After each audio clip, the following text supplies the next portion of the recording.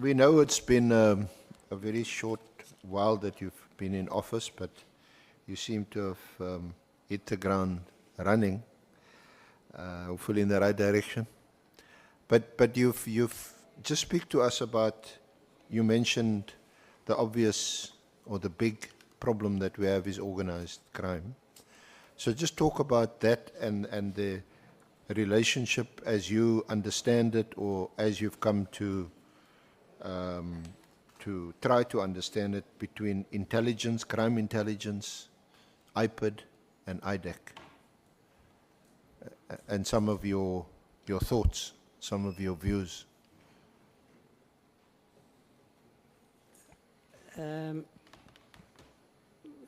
So, crime intelligence,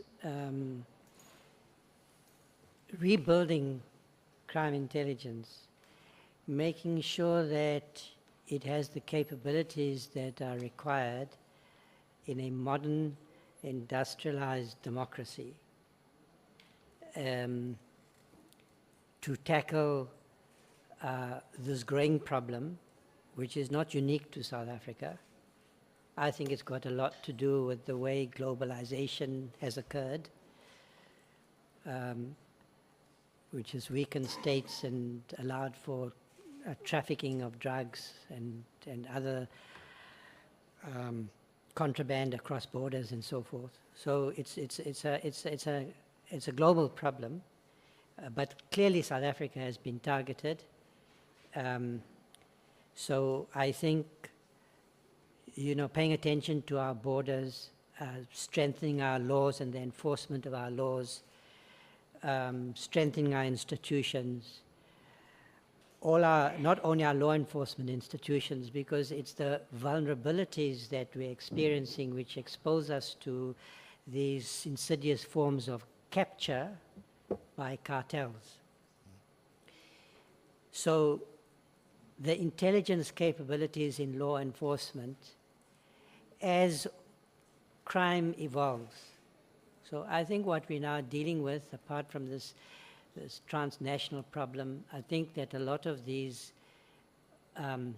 we can think about them as businesses with fairly complex business structures, quite often sophisticated uses of our company laws, our banking systems, and so forth. I mean, in some ways, there are vulnerabilities possibly there that are faced across the world. You know, that's why we needed this FATF process. We needed to strengthen all of those institutions and arrangements. But just in terms of strengthening these institutions, we have these different levels of appointments in strategic positions. The President appoints the National Commissioner, Deputy National Commissioners. The National Commissioner appoints divisional heads and heads of department, like crime intelligence. And then you also have the minister making appointments of someone who's to head the Hawks. And then you have the Hawks and other police rocking up at Katie Molefi's place. And you know, I mean, that's what we're hearing, that's what members of the public are hearing. And they don't understand what is happening.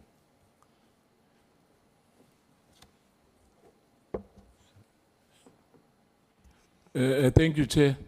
Through you, Chair, I didn't hear well the SC, whether he said that the President appoints the deputy commissioners. I'm not sure whether I hear you well. Clarity on that, maybe I will. You were talking about the President appoints. So I don't know, maybe wrong. Maybe the minister can help us. Sorry, appoints the National Commissioner. And if we are going to professionalize the police service, which I think is one of the challenges, so that, I mean, that's the antidote to what has been characterized as political interference, in my view, it's got a lot to do with conflicts of interest, where people with important responsibilities, either as a minister or in senior positions in a department or the police service, mistake their public responsibilities and duties for their private interests. And those private interests may be, you know, to foster, that involves fostering relationships with friends. I think people in public office should be very careful about the friends that they choose. But it could be a private interest in the sense that could be a political interest. In politics, people are ambitious. They seek higher office. That interest is not consistent with one's public duties. So I think this whole area of appointment is important, of the National Commissioner. I understand the National Commissioner, who's constitutionally appointed by the President, that the President, who has been trying to improve matters with the way appointments are made, the head of the NTPP, for instance.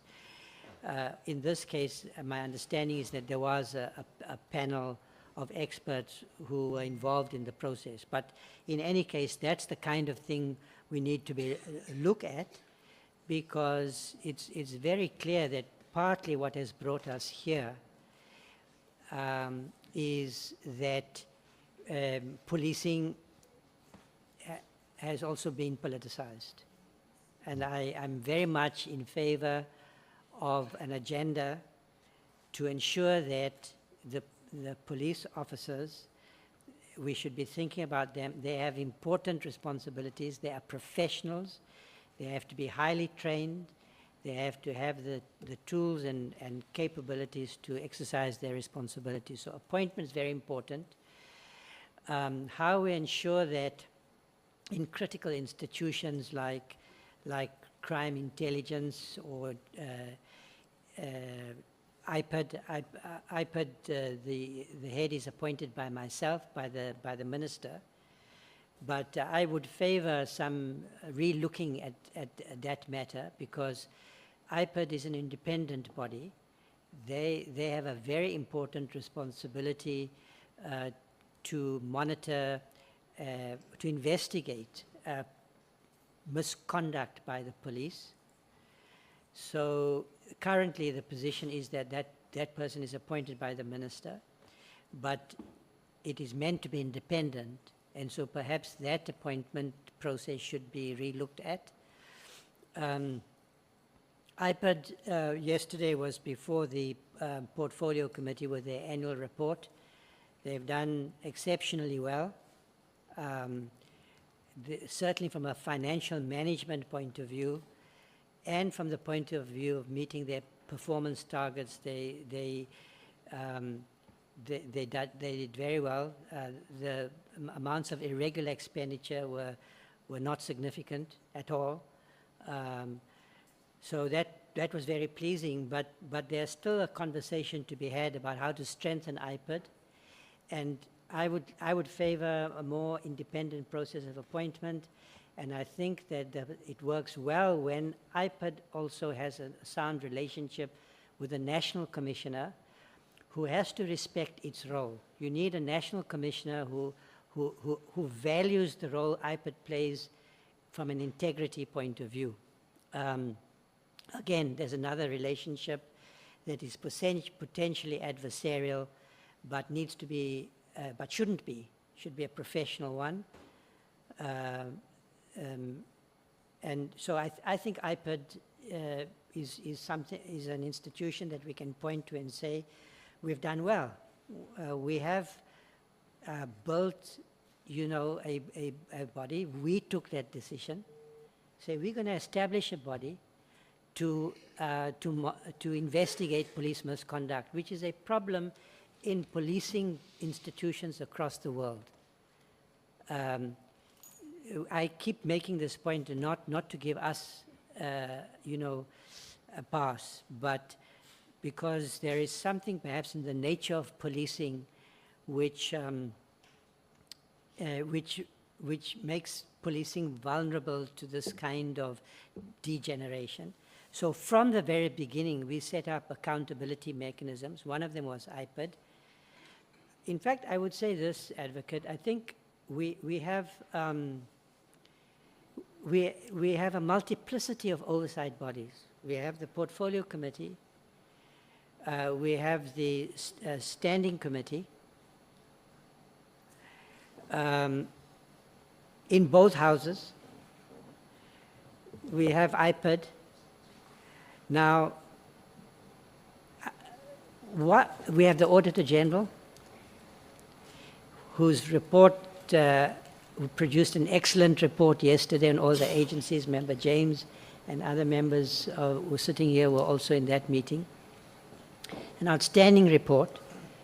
So we have built a strong institution, or the country can be proud of of their capabilities. Now the question is this: with all these oversight bodies, what happens to their findings and recommendations? How do we ensure that those findings and recommendations, which are accurate, which are objective, which need to be followed through on, are in fact followed through on? And that's where I think the system has not worked, the oversight system. Yeah. So there's a question perhaps about how these oversight bodies are coordinated. All of them have made important findings over the years that, if implemented, would have prevented us from being in the situation that we are currently in, which I insist is a moment in time, in the history of this country. It's a moment. You know, countries go through cycles with the best institutions. Countries go through cycles. We are going through a cycle. We will come out of it if we do the right things. If we tell the truth, this inquiry process, this process that you are leading, of our democratically elected parliament, carrying out its responsibilities to inquire into the allegations made by General Mkonazi, one of part of the officer corps in the country, and of course the Madlanga Commission. So we can change the picture. And I'm hoping that your inquiry in the Madlanga Commission is going to help with the reset.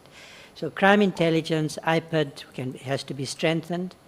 I think IPID, we should perhaps be looking at, IPID deals with individual cases, but those individual cases reveal patterns that need attention, systemic problems. And I think perhaps there, we also in the ministry perhaps have missed a beat. You know, that there is information in the IPID reports. And they met all their targets. They exceeded their targets. But in fact, that might tell us actually not only that they're meeting their targets, but there's a growing problem.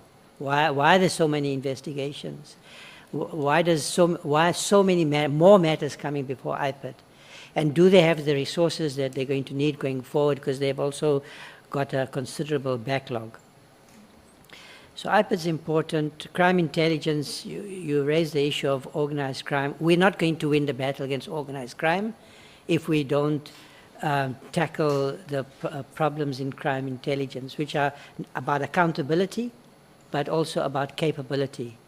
Now, one of the questions that troubles me, and we need an answer, why is it these problems in crime intelligence have emerged in all these reports and oversight documents, processes that I've talked, but it's over a period of time it's become worse. We haven't been able to use the system to self-correct.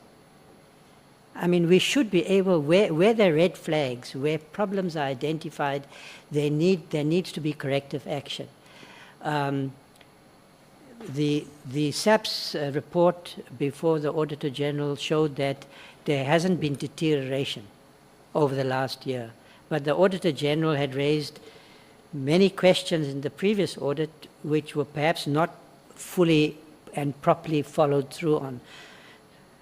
So there's a lot that we can do to correct the problems that are now unavoidable. We now know more and more of the truth. We know more and more also about what needs to be done. And I think this process is going to help. Now, what would and should also help you, because you invested a lot of time and energy and intellectual input into the work of the National Anti-Corruption Advisory Council, and that report was submitted to the President, I think, in August of this year. Yes, so I should just say, because sometimes there is criticism which of the slow pace of reform, which I think is understandable because the issues are so pressing. The concerns are so serious.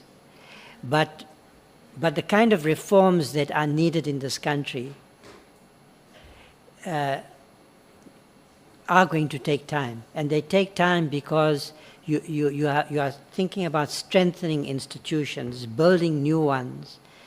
Those are big decisions. You know, you're looking at a new paradigm, you're looking at building consensus on the new paradigm, you have to get all the agencies to agree, and I'll explain what I mean a little bit. So for instance, the Council has made a recommendation for the establishment of a new agency. We face some criticism from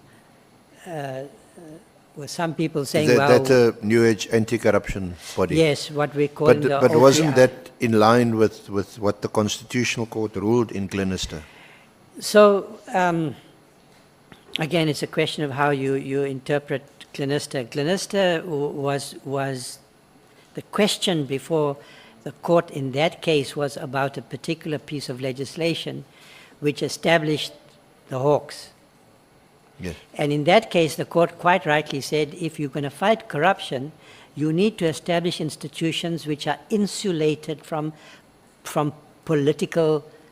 improper political interference, that have to be compliant with the so-called STIRS criteria, and of course our international obligations. And the institution that we've recommended is so compliant with the constitutional mandates identified in Glenister. It builds on what the SIU has already achieved, so we don't want to start from scratch. We want to recognize what has been built. This country doesn't have inexhaustible resources, either financial or in terms of time. We want that body to be set up as in the shortest possible period of time. So the mandate of that organization, for instance, grows directly out of what we've learned about Tembisa Hospital. Tembisa Hospital has a problem of endemic systemic corruption, and I'm quite sure that it's not the only hospital. And now we're learning that it's also a problem of organized crime, that there are cartels corrupting our systems of procurement in the health sector with such indefensible human impacts. So the body that we are recommending will be able proactively to go into institutions with the relevant capabilities, investigate procurement systems, make binding recommendations, and where there's evidence of criminal malfeasance, to prepare the docket and to refer the docket to IDEC and the NPA. But now, you just to pause there, because I've also got the benefit, or rather privilege, of working with and in SIU matters that have gone to court. They're very effective and very successful. But the problem is you don't see the people getting into those orange overalls, as they say, and into jail because the standard of proof is different. So you go in, you conduct an investigation, and on balance, on a balance of probabilities, you see now there's clearly been malfeasance, misconduct, and so on, and corruption and theft. But it's and then you like the SOU does, they freeze the assets, take the money back, it goes into state coffers. But the people involved, like Tembisa Hospital, or like this Netcare, Tswani, a medical aid thing that was cancelled, the people involved do not get convicted and sentenced to jail. So one part of our recommendations concerned prevention of what we call systemic corruption. You have to be able to dismantle corruption before it becomes endemic in the systems. But you're quite right. You have to be able, you have to investigate and prosecute individual cases of corruption under PRECA. And that is where we, as a country, we have made some progress in terms of institution building. I think, for instance, the establishment of IDEC as a more independent body. But the capabilities that are required have to be built, rebuilt, because they were also hollowed out. And that's going to take time. Member Breitenbach and I were chatting a little bit about the challenges that the current NDPP has faced in her tenure. Almost an impossible challenge that she had. So on the one side you need prevention, on the other side you need what we are now calling in the country consequence management. You're never going to win the fight against corruption until you're able to show our people that there are consequences. I can make a fancy argument about why it's important to deal with prevention, why you need a whole government, all society approach. But the public has to support our efforts. And the public will only be convinced that our efforts are sincere and that they can have impact once they see brazen cases of corruption, whoever they may be, are properly investigated and prosecuted. We're not seeing that yet, but I also think that the investigation, that there are problems with PRECA. The PRECA definition is too complex. That makes it very difficult to prove.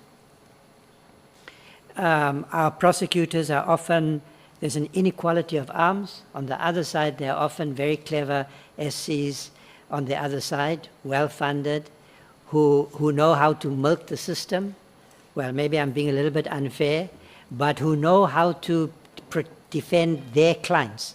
And often their clients are criminals. So there are always challenges in the fight against mafia-type cartels. Many of you will recall, well, maybe my generation, but I mean, Mr. Al Capone was never prosecuted for his crimes.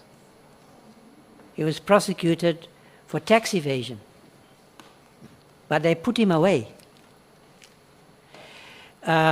So we are going to have to get smart about dealing with the gang violence in the Western Cape now. These are very wealthy people. They preside over sophisticated business structures. They can hire the best lawyers.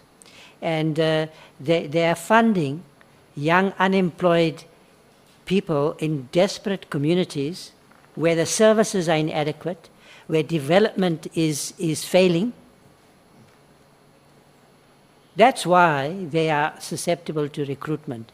So if we want to fight crime, we also have to ensure that we work towards fairness in our society, that we have a developmental agenda that empowers our people with hope, with futures, because otherwise we will lose the battle. Now, just when we thought that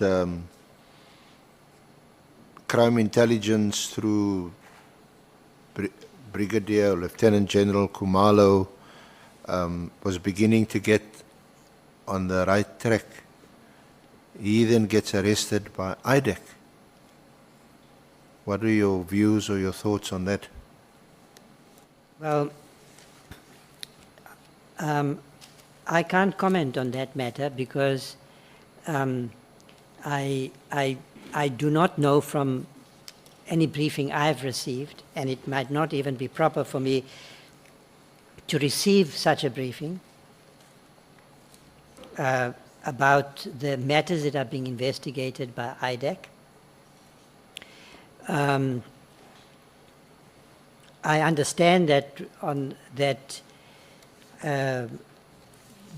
that a question is being raised about whether this is a prosecution for a trivial matter, for an unimportant matter of an appointment or not.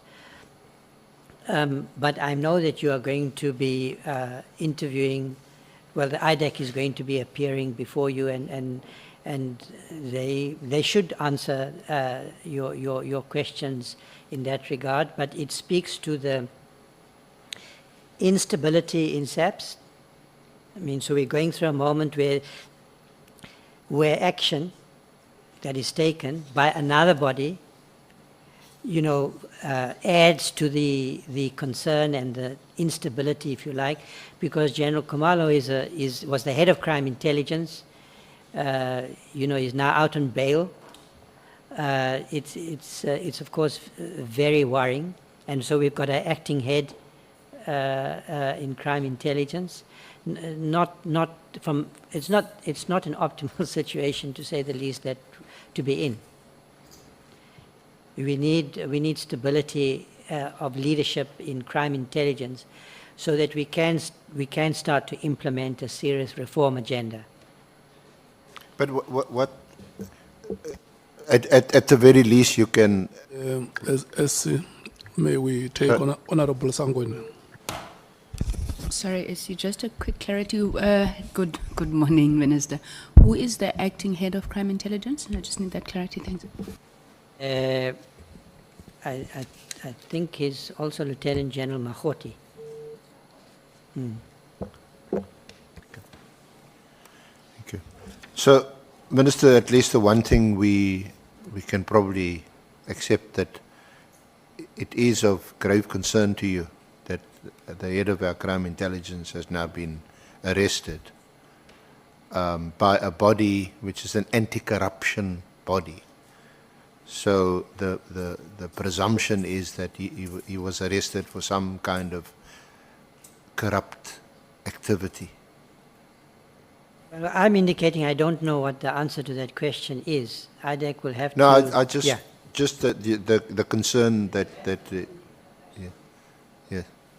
Now, because I just wanted to ask you a comment on this, that you again have, that's in SAPS, he or she is appointed by the National Commissioner, but you also have IDEC that falls under the NPA, and is it an issue of competing jurisdictions where they have fights over turf territory?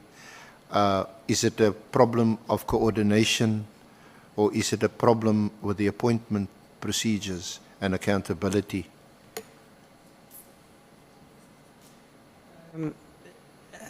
I think that this particular prosecution raises a separate question. The question you put to me earlier about whether this is a proper prosecution, and the concerns that I would have, especially if it's a proper prosecution, that the head of crime intelligence is being investigated for corruption. And IDEC is going to have to answer that question, on which I obviously can't comment. IDEC's role, IDEC is part of the Department of Justice, and it was established to be independent precisely because independence is critical in the fight against corruption. You don't want senior people with power who might be involved in corruption to be able to interfere with a prosecution, with an investigation and a prosecution of corruption. That's why IDEC has been set up, maybe not, it's not yet fully compliant with the constitutional mandates, but that's a genuine reform to establish IDEC as independent and to institutionalize a system of prosecution-led investigations. That's why it sits in the Department of Justice and not in the police. And honourable members will remember that we used to have, was it called the DSO, but the colloquially it was called the Scorpions. Scorpions, yes. That was the model that was implemented. It had a lot of success, but it also there was pushback, there was a reaction, and there were concerns about the manner in which it went about its work. But in effect, and then we dismantled that institution. I think that was a mistake, and we can see that clearly now, given where we are now and the problems we're facing now. We need more of those capabilities to dismantle and investigate corruption. It's an existential threat to this country. So IDEC, I think, was an important initiative of the Department of Justice and the Presidency. It was an important step forward. I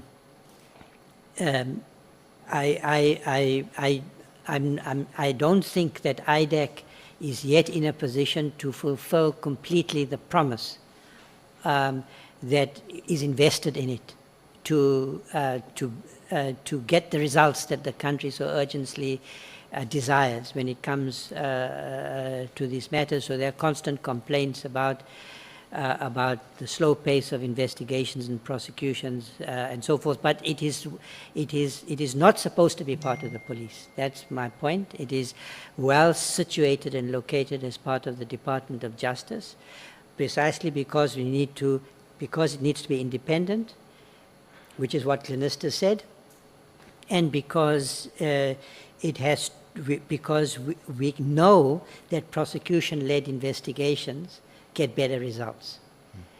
And we should be looking carefully at whether it has all the resources and capabilities. I think the institution is right. Its location is right. The fact that it's more independent is right. But is it in the position to get the results yet that we need? There's a question about that.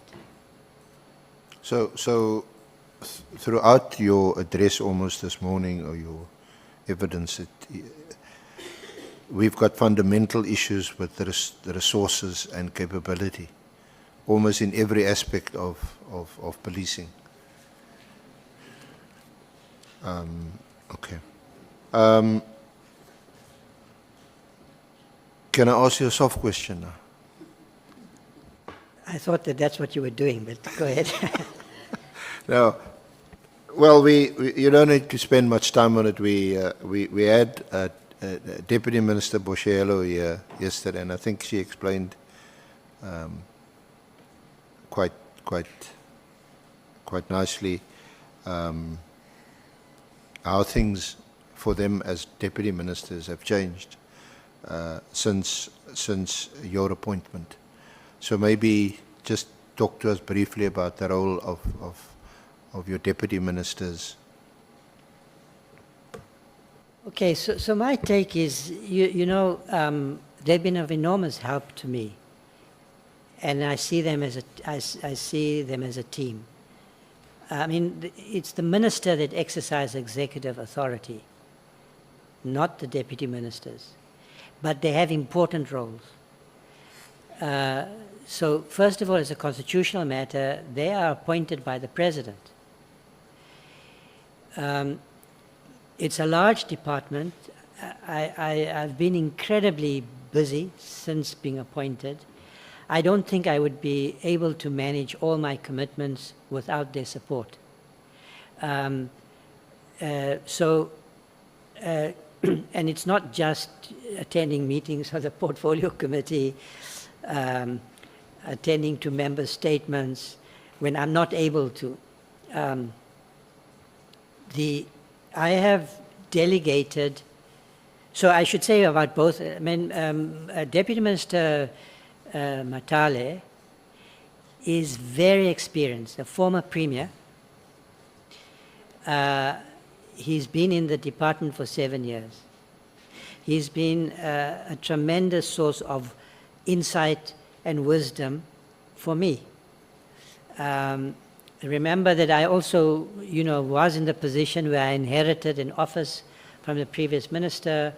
I couldn't talk to the previous minister. There was no normal handover, which was my decision, because I wanted police management to understand that I've got fresh eyes. And then Deputy Minister Boshelo, also a very experienced political leader. Both of them are members of the NEC, of the ANC. You don't get there, without being formidable, having formidable political leadership qualities. Of course, they were both there before I came. So even with Dr. Boshelo, I have learned a lot from her. So I've asked her to lead an important project. And we will put a team together to support her, a team of experts and so forth. But I'm worried about gender-based violence. We all are. I think the country has done a lot from a policy point of view, including a policy implementation point of view in this matter. We have, I think most police stations in the country have victim support capabilities. Many of them, most of them do. Many of them perhaps don't. I mean, that's exactly what I want her to look at. And then, of course, we have persistently high levels of gender-based violence. And I have to say that just impressionistically, I'm not talking about the crime stats now. When I visit communities, I get reports and so forth, my sense is that a lot of this kind of violent social fabric crime in many of our communities is well, it's certainly a persistent problem. And that speaks to our development agenda. I think there are levels of desperation in some communities. So gender-based violence, we've got to look again and see what we've done, what we haven't done, and that's what I've asked her to do. So to put together a team to go around the country, all the provinces, all the facilities, and to come back with a report that we can table before yourselves to say where to from here. Now, that will take a few months. And we have to do that, together with the minister responsible for this area of work in the cabinet. But I thought, as from a SAP's point of view, that she should undertake that task, because I have confidence in her abilities to produce this report. And then Deputy Minister Matale, the responsibility that I've asked him to look at this intractable problem, apparently intractable problem in crime intelligence. how do you strike the balance between secrecy and accountability with respect to the secret fund? The ordinary rules of procurement are applicable to this extent. They have to comply with the Constitution, which says that it has to be transparent, the bids have to be competitive, and so forth. But some of those rules, in my view, are not fully, well, let me put it this way, the application of the Constitution to the way supply chain is managed to balance these two considerations, that's where the gap is. And that's a problem we haven't solved in the last 30 years of our democracy. In the old system, they didn't really have that problem to us because they were dealing with what they thought was a political problem, and they were serious about that, okay? But now we have an accountability deficit. This issue that was the experience that we had with a certain head of crime intelligence with the initial M.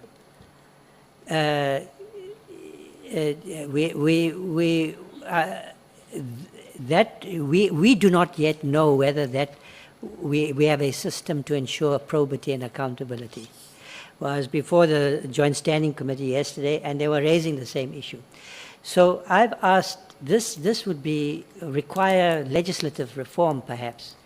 It's quite a sensitive, complex task, and I've asked DM to deal with that matter, Matale. Now, otherwise, the pressures on the ministry to attend meetings of all kinds, including meetings here, are shared. We, as far as possible, I mean, I would not be able to manage otherwise. DM Matale was the one who was dealing with member statements yesterday, because I was busy preparing for this inquiry. He was invited by the Deputy Minister of Russia to go there, and he went. It was his first time. I asked him to go because the invitation was addressed to me. I couldn't go. And then Dr. Bachello went to China, where she signed a memorandum of agreement. They are accountable, as I am to yourselves, under the Constitution. So I think that, of course, a lot depends on the relationship between the minister and the deputy ministers. Because as I've said, it's only the minister who exercises executive authority.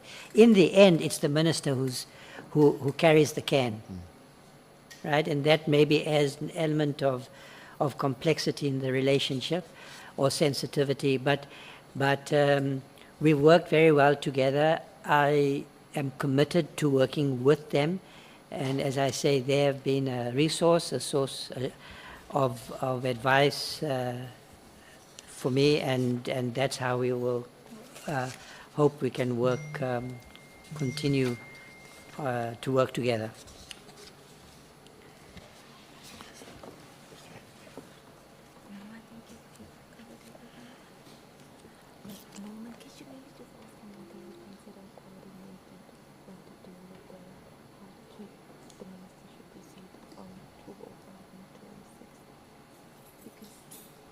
I think he did. Yeah, I think he did. Sorry, Minister, I'm just checking with my my colleague. Yeah. I think we've covered the ground, Minister, that's in your affidavit. In fact, more than that. Thank you very much. Honourable Chair,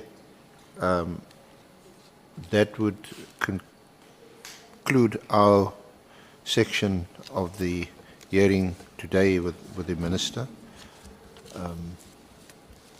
Thank